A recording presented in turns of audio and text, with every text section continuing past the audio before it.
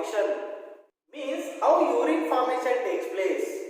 First we have to talk about urea production, thereafter urine formation. Okay. So this urea production takes place in the liver. In the liver, amino acids are going to break down into ammonia. What happens? Amino acids are going to break down as ammonia.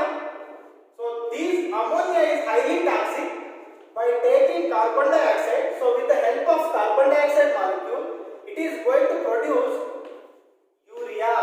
So actually the urea production takes place in the liver. Then the urea enter into circulatory system. Okay, so thereby it reach to the kidneys, finally nephron. So in the nephron, filtration of urea takes place. So urine formation occurs in the kidney. Urea production takes place in the liver. So this point we have to remember. Kidneys. So let us discuss how urine formation takes place. Urine formation occurs by several stages. So let us see here. One is the glomerular filtration, and the next one is the tubular reabsorption, tubular secretion, and finally formation of concentrated urine. So these are the major steps involved in urine formation. First let us discuss about this glomerular filtration, which is also known as ultrafiltration. How this glomerular filtration takes place? As we know that nephron structure we have learned in the previous class. So this is the Bowman's capsule and it is the glomerulus.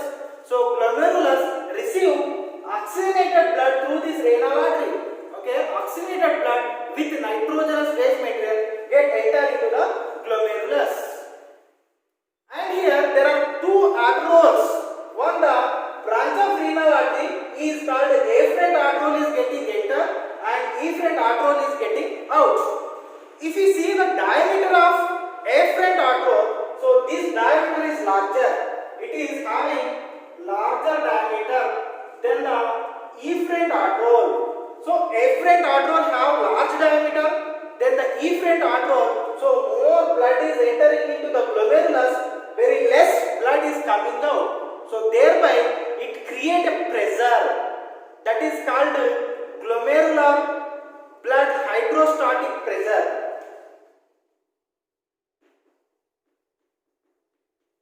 What is that? Glomerular blood hydrostatic pressure. So because of this pressure, filtration takes place. So filtration takes place by filtration membrane. Okay. So this filtration membrane is formed by endothelium of this glomerulus, basal membrane of this Bowman's capsule, and squamous epithelium. So these three membranes, endothelium of the glomerulus, squamous epithelium of this Bowman's capsule, in between there is a basal membrane. So this basal membrane of this epithelial cells. So likewise, these three membranes form the filtration membrane here, and in between there are pores are present. As already we have learned, there are 5 gaps between these podocyte cells. That gaps are called filtration slits.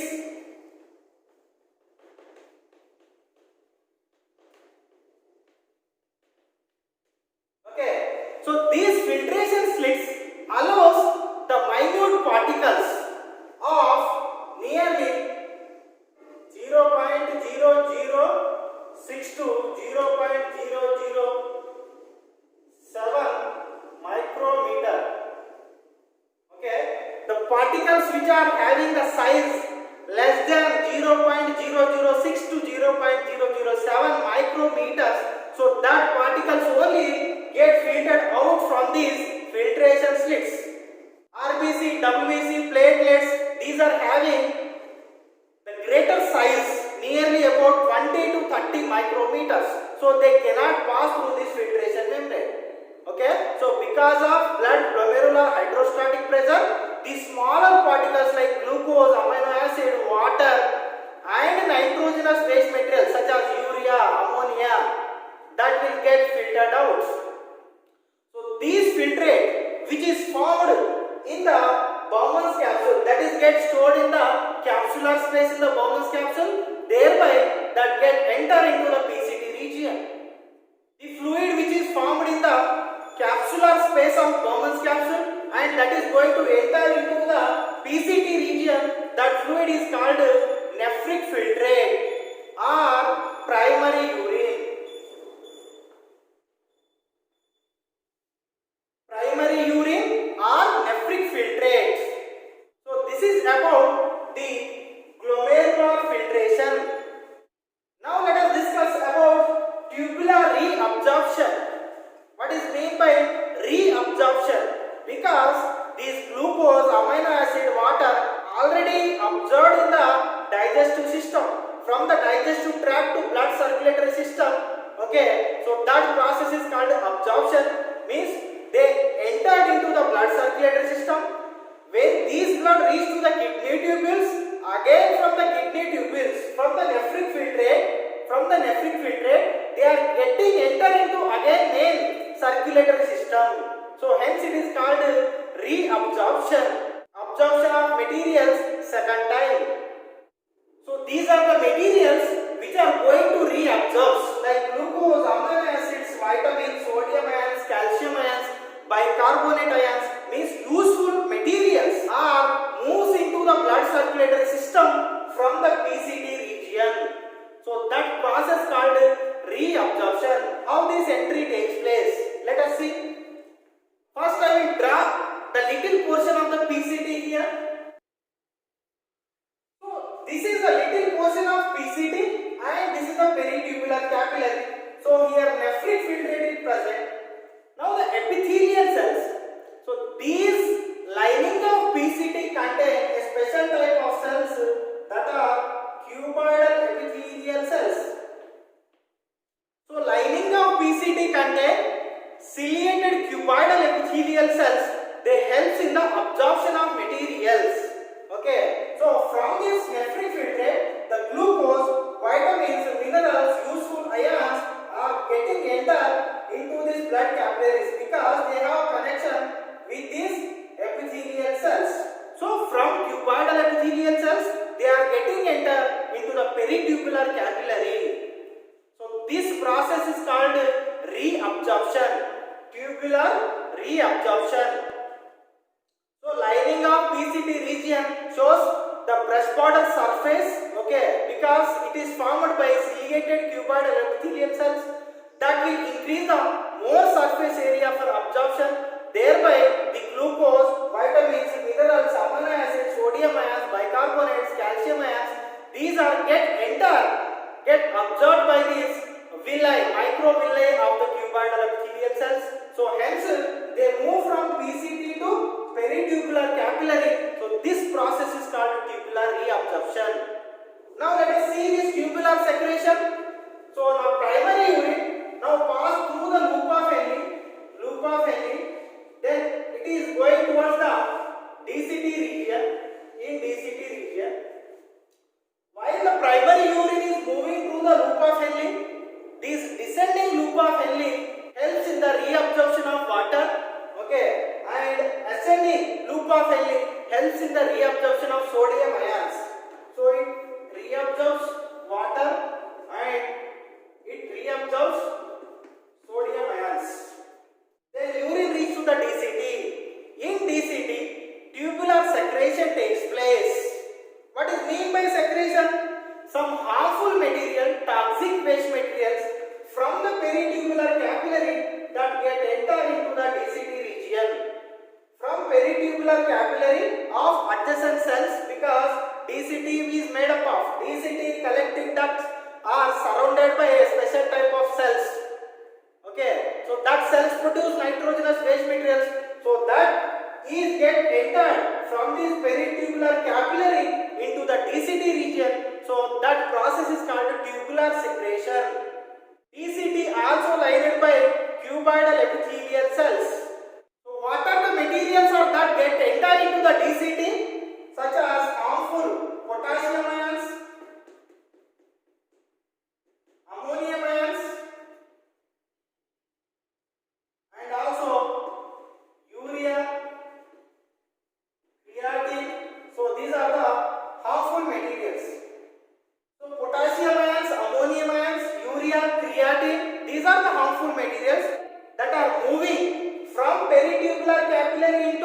DCT region, then urine become somewhat concentrated. So that process is called tubular secretion.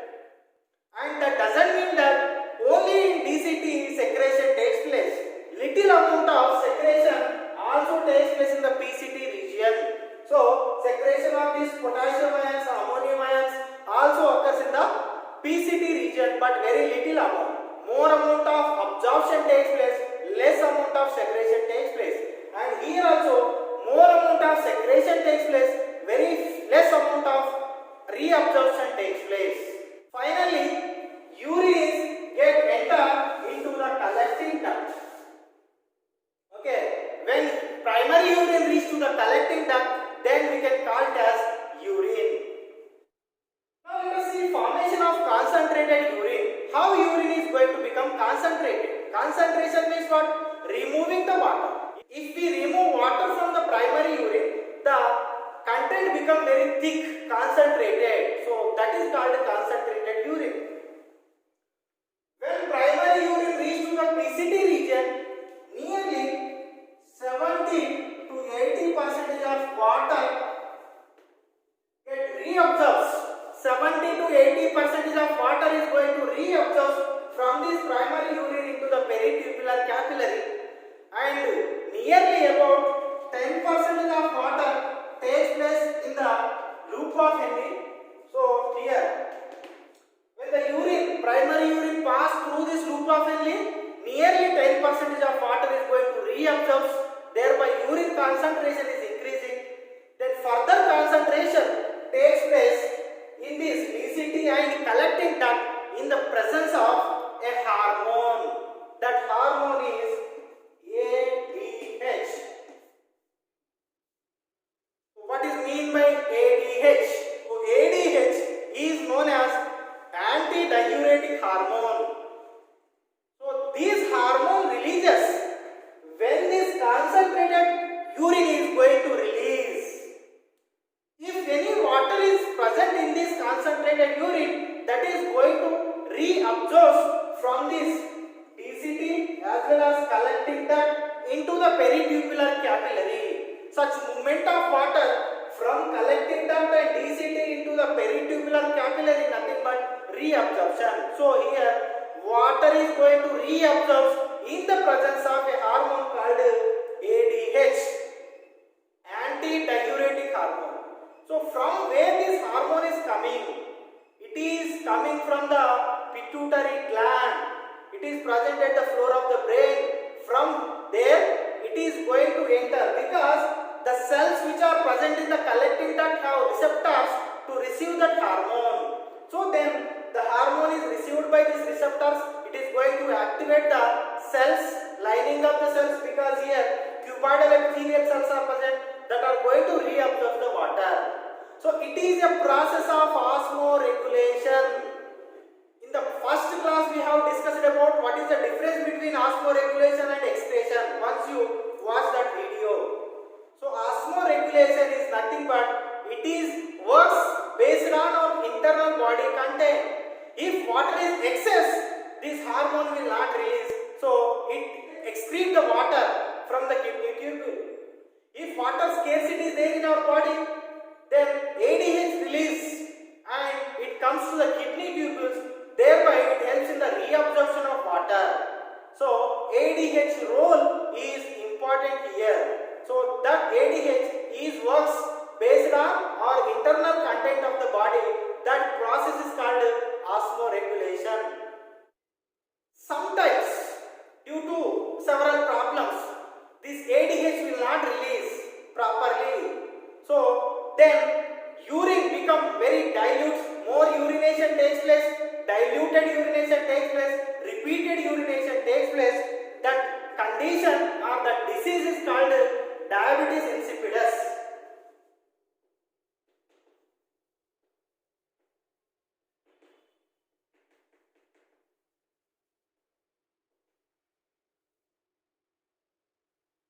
What is mean by diabetes insipidus? If vasopressin, it is also known as vasopressin, antidiuretic hormone is also known as vasopressin. If it is not releases, so repeated urination takes place, diluted urination takes place and more urination takes place, so that disease is called diabetes insipidus. ADH is also known as vasopressin. Okay, vasopressin because it also regulates the blood pressure. Why it is called ADH? Anti-diuretic hormone. Diuresis, diluted urination. It is working against the diluted urine. Hence it is called anti-diuretic hormone. So in the presence of this hormone, reabsorption of water takes place. So finally, urine is going to pass from the collecting duct. So this is the mechanism of urine formation. Okay. So there are steps like glomerular filtration, tubular reabsorption, tubular secretion, and formation of concentrated urine. So finally, the concentrated urine is going to enter into the. You know that all the collecting ducts opens near the papillary region of the renal pyramid. Thereby they enter into minor calyx into major calyx. So they enter into the pelvic region. From pelvic region, they comes out through the ureter and get deposited or stored in the urinary bladder.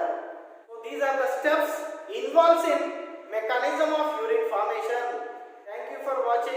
If you like this class, please subscribe, support, comment, share and tap on bell icon. Then you will get notifications very quickly.